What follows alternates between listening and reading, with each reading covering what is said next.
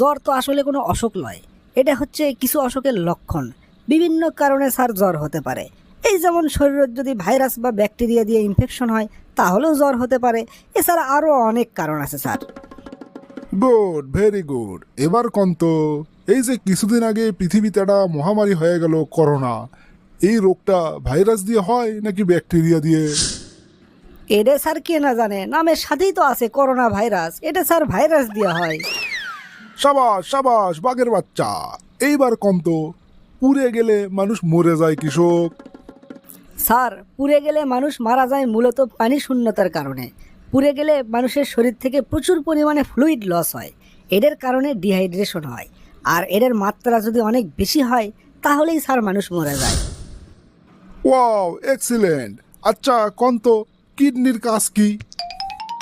Sir, একটা কথা কমু, কিছু মনে করবেন না তো?